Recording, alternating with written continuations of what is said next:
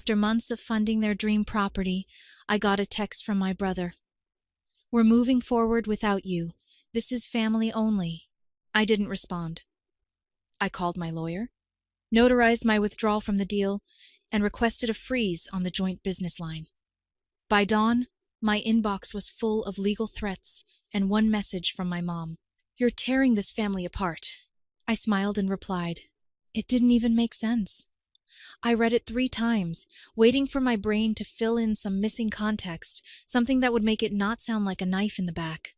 Just that smug little sentence from Tyler, my own brother, someone I had spent years propping up, someone who, without me, would have been flat on his face a dozen times over. The betrayal wasn't even subtle, just a clean break.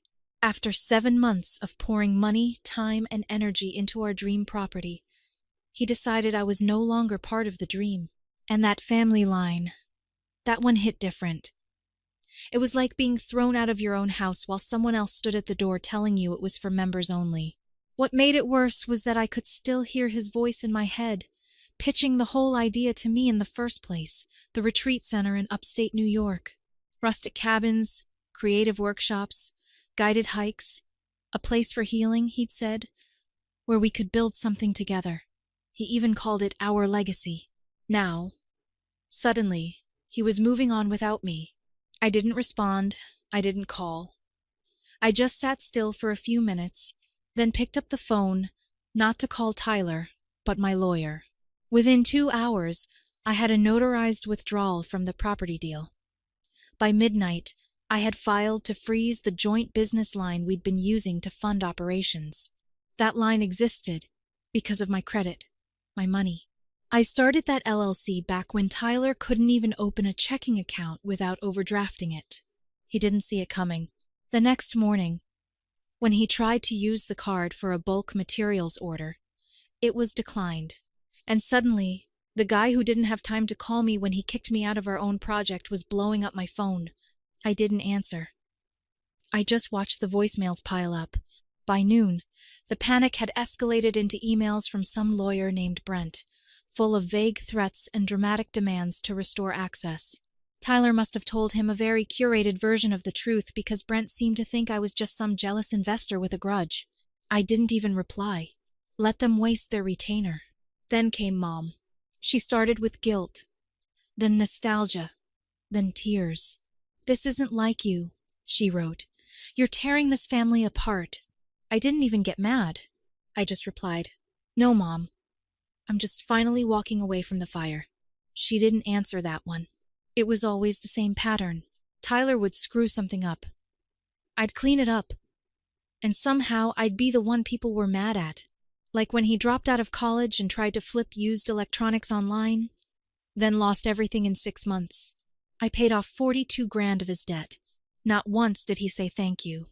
He just said, "You're the only one who believed in me." And then he asked for more.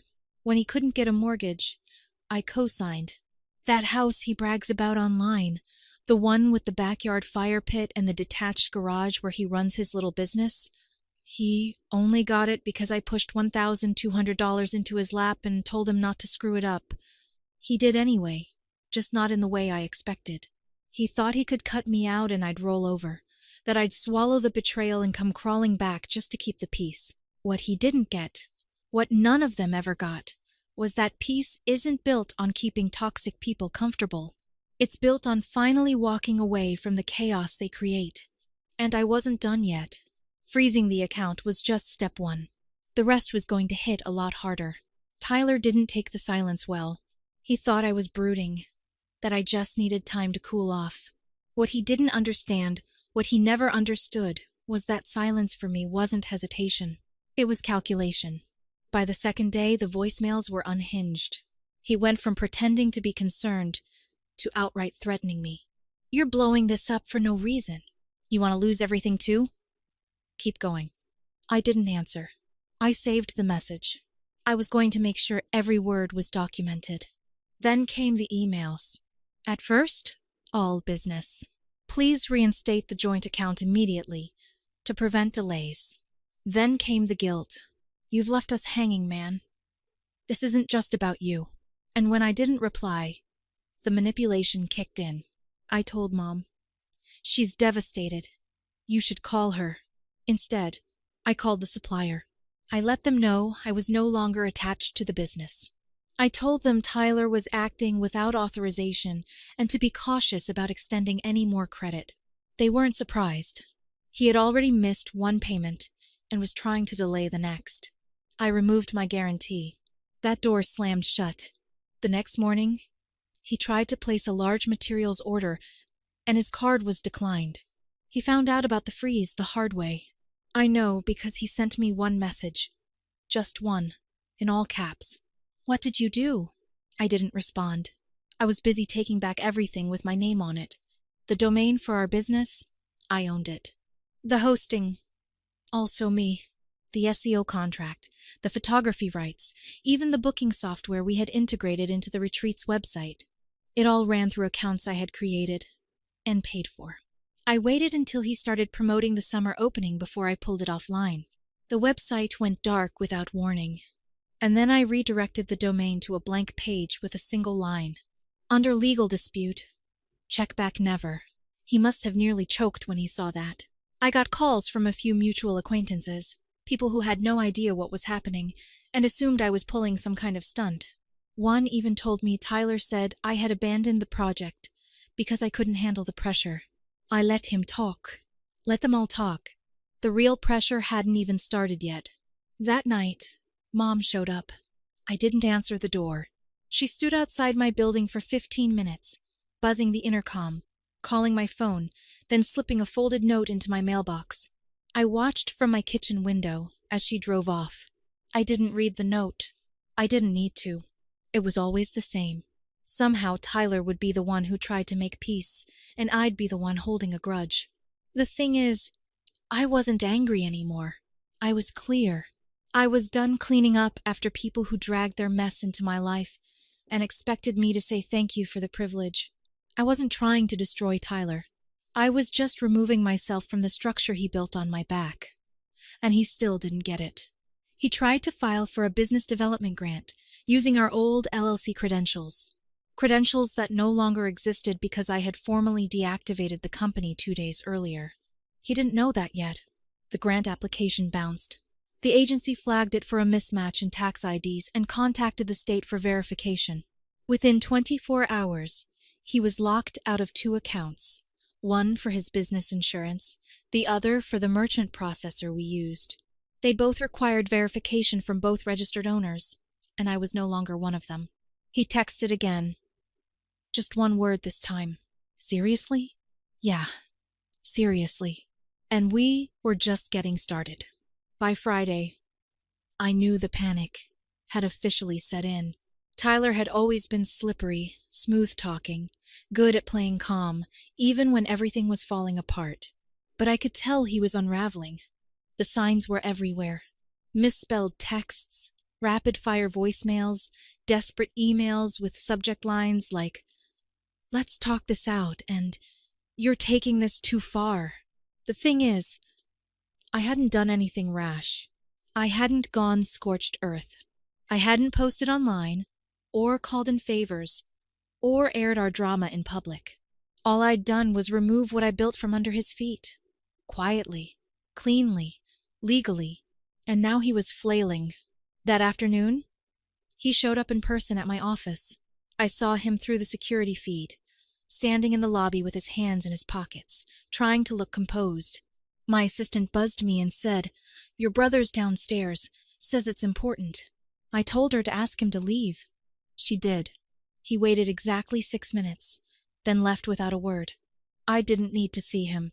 I already knew what he wanted. By that evening, I got an email from a new lawyer. Not Brent. This one had a fancier letterhead, but the same weak teeth. They threatened legal action unless I restored access to the business accounts, reversed the LLC closure, and handed over all branding rights. They claimed I was acting in bad faith and violating verbal agreements.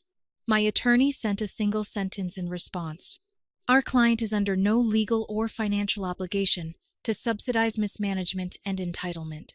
The next day, things escalated. Tyler had tried to push a zoning application through the city office for construction on the retreat land. He forged a document that made it seem like I had agreed to transfer development rights to him. What he didn't know was that the planning department still had my number listed as the primary contact. They called me directly.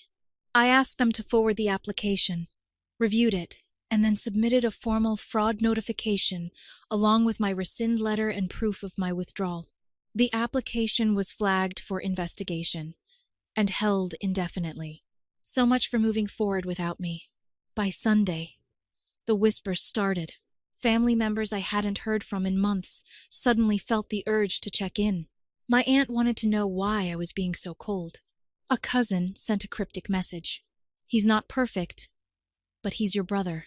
My inbox started to fill with reminders of how we used to be close and how Mom's worried sick. Then Amber called. She tried to keep it neutral, but I could hear the undertone.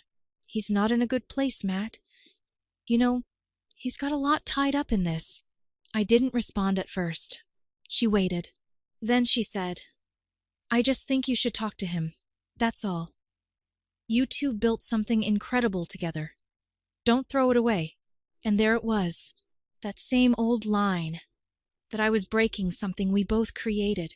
But the truth was there never was a we. There was me taking meetings, building decks, negotiating contracts, fronting cash. Tyler showed up for photo ops and posted inspirational quotes on our social media pages. That was the extent of his contribution. He never once stayed up till 3 a.m., fixing a spreadsheet that didn't reconcile. Never sat in front of a blank business plan wondering how to make it all work. Never risked his personal credit to float us through the slow season. The retreat wasn't our legacy. It was mine. And he was lucky to be attached to it for as long as he was. The part Tyler hadn't figured out yet was that I'd already started something new. A better location, a tighter plan, clean branding without the baggage of his name attached. I'd already filed the LLC. Solo ownership. The first deposit on the land was done. Construction team lined up. No public fanfare. No posts. Just progress. Tyler was busy scrambling, trying to keep the illusion alive. He didn't know it was already dead. His version of success, built on my backing and his own inflated sense of importance, had finally collapsed under its own weight. And now I was out. Not angry. Not even vindictive, just free. By the middle of the next week, the silence on my end was starting to make waves on his. Tyler had stopped contacting me directly, probably because every time he tried, I either ignored him or let my lawyer handle it with clinical indifference. That's when he switched tactics. He didn't come at me. He tried to circle around me. It started with a visit to my dad. Now, my dad and I weren't especially close. Divorced when we were kids, lived a few towns over, remarried, quiet guy. But Tyler figured he could win him over, pitched some story about how I was tearing the family apart and destroying everything we worked for. What he didn't know was that Dad didn't owe him anything. In fact, Dad pulled me aside once at a family barbecue and said, "That kid always acted like he was owed the world." And that was when Tyler was 19. So when Tyler showed up at his door with the sad eyes and half-truths, Dad told him something simple. "If Matt cut you off, you probably earned it." Tyler left after 15 minutes. Then, something happened that I didn't expect. I got a message from one of our former suppliers, a woman named Julia, who ran a small reclaimed wood shop we used for the retreat's aesthetic. She told me Tyler had tried to place a large order under our old company name, promising Matt will clear the invoice. She'd already declined it, but wanted to give me a heads up. Said something about how Tyler seemed off, desperate. That's when I realized he wasn't just spiraling. He was trying to rebuild the whole project without me, without money, and using my name like a key to doors that were now locked. And then something even stranger. I got a call from a guy named Roman. I didn't recognize the name at first. He explained he was a private investor who Tyler had reached out to, offered him a chance to buy into a lakeside retreat that was nearly complete. Roman asked if I was still involved because Tyler had dropped my name several times during the pitch. That was bold. He didn't just try to cut me out. He was using my reputation to attract new money, pretending the project was still ours, still stable. Roman told me the deal seemed fishy. "He's sweating, man," he said. "Trying to move fast, but the details don't line up. Something felt off." Then I Googled you. I thanked him and asked if he'd be willing to forward the proposal Tyler sent. He did. I printed it and handed it straight to my lawyer. What Tyler didn't know was that using my name and likeness without permission, especially to solicit investment, was a huge legal misstep. I had him dead to rights. The legal notice we sent that afternoon was worded carefully. A cease and desist letter along with a formal warning that any further use of my identity or association with the business would result in immediate legal action. I knew it would land hard. He couldn't run the con anymore. But the fallout wasn't just legal.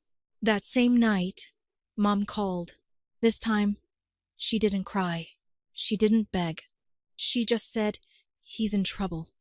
He's talking about selling the house. The house I helped him buy.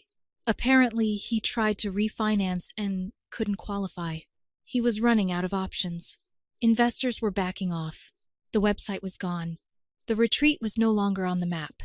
And all that was left was the wreckage of a life he'd built on someone else's foundation." I asked her, "And what exactly do you want me to do about it?" She was quiet for a long time. Then she said something that stuck with me. "You used to be his anchor. Now he's drifting." I didn't say what I was thinking. That anchors only drag you down if you let them. Tyler wasn't drifting. He was sinking. And I wasn't about to dive in after him. A week after the cease and desist landed, the unraveling picked up speed. Tyler had gone quiet. Not silent, just quiet. The kind of quiet that meant he was either scheming or spiraling. I didn't care which. I'd cut off every financial tie, scrubbed our names off everything we ever built together, and moved on to the new project like he never existed. But Tyler wasn't done. One morning, I got a notification from a name I hadn't seen in years. Jason Farrell. Back in the early days of our business, Jason had been our go-to contractor until Tyler pushed him out over a pricing dispute. I opened the message expecting something random. Instead it said, "Hey, just got a strange call. Your brother offered me a cut of a new build, said you were still involved, sounded shady, thought you should know." I stared at the screen for a second. Tyler was still trying to dig his way back into my shadow, still using my name like a master key. I forwarded the message to my lawyer, told him to update the enforcement notice. That afternoon, something hit that even I didn't see coming. Tyler posted a video. He went live on social media, standing on the porch of the unfinished retreat house. He framed it like a behind-the-scenes update, but the whole thing was a thinly veiled attack. Said vague things about being betrayed by someone close and how certain people don't want to see you succeed. He never said my name, but every single comment did. My phone started lighting up. Friends, clients, even a few old partners messaging me, asking what was going on. I watched the whole thing start to finish and just shook my head. He looked exhausted, sweaty, rambling. He even pointed to the empty cabin behind him like it was some kind of achievement. What he didn't know was that 2 days earlier, I had made a quiet call to the county. I had flagged the property for abandoned construction, something they take very seriously in our area. Without a valid permit and with no inspections passed in over 90 days, the county had the right to post a stop work order. And that's exactly what they did. 2 days after his live stream, someone sent me a photo. A red sign nailed to the retreat's front gate. Work halted. Pending review. The final blow. And then it got quiet again. This time, the kind of quiet I knew. The kind that comes when someone realizes they've finally run out of exits. No more business account. No permits. No funding. No family handouts. Just consequences. 3 nights later, Mom showed up again. No warning. Just buzzed the intercom at 9 p.m. I didn't answer. She waited 5 minutes, then left a voicemail. He's selling the house. I already knew. A friend in real estate told me it hit the listings that morning. Price low. Urgent. He was trying to offload it before foreclosure took it from him. She ended the message with, "You have to at least talk to him. You're both my sons." That was the last thing she ever said to me, because the next morning I blocked her number. It wasn't impulsive. It wasn't revenge. It was clarity. They hadn't just let Tyler drain me for years. They handed him the cup. Every time I set a boundary, they broke it for him. Every time I gave in, they acted like I owed it to him. But not this time. This time, the boundary held, and one by one, I started shutting every door. The house sold for less than what he owed. I knew it before the listing was even taken down. A quiet source. Someone in real estate I'd helped out years ago messaged me out of the blue. Tyler's place went fast, undervalued. Looks like a fire sale. There was no press release. No dramatic post. Just a single story on his profile with a caption. Onward. A photo of his belongings crammed into a storage unit. It got a dozen sympathy replies. People telling him to keep pushing and stay strong, as if his whole mess was just bad luck. He never said my name, but I could see the pattern. He was trying to spin the story again. Frame himself as the one rebuilding after being betrayed. Like he hadn't been the one holding the match when everything burned down. And then it happened. I got one last email. Not from Tyler. From some lawyer I'd never heard of. His third or fourth by now. The tone was different. It wasn't aggressive like the others. It was vague and meandering. Buried in the legal lingo was what sounded like a plea. That we return to negotiations. That I consider an equitable solution. That perhaps we could meet in good faith. It was laughable. There was no equity left to divide. Nothing to negotiate. He'd lost the property. The business was dissolved. The brand was offline. The suppliers had moved on. There was no we anymore. There hadn't been for a long time. My lawyer didn't even bother replying. That was the final straw for me. I opened my phone and scrolled through my blocked numbers list. Tyler's was already there. But I wasn't done. Mom's number. Blocked. Her endless guilt messages. Her silence when Tyler crossed lines. Her refusal to hold him accountable. Gone. And Sharon. Blocked. She called me 3 times after the house sold. Each time opening with, "You've made your point. Now come home." I don't know what home she was referring to. The one where I was used like a wallet with legs? Not interested. Cousin Lucas. Cousin Rachel. Even my uncle who'd once called Tyler the entrepreneur of the family while I was sitting right there. Blocked. 6 names. 6 exits. It didn't feel dramatic. It felt overdue. That night, I slept better than I had in months. No more phone vibrations in the middle of dinner. No more long texts pretending to be apologies that pivoted into blame.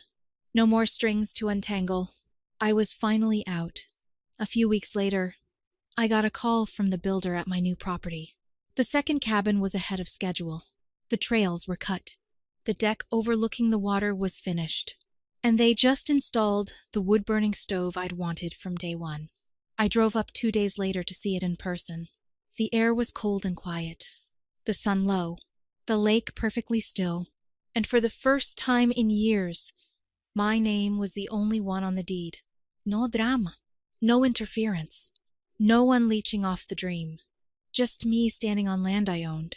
On a project I built with my own time, money, and grit. I didn't feel triumphant. I didn't feel like I'd won anything.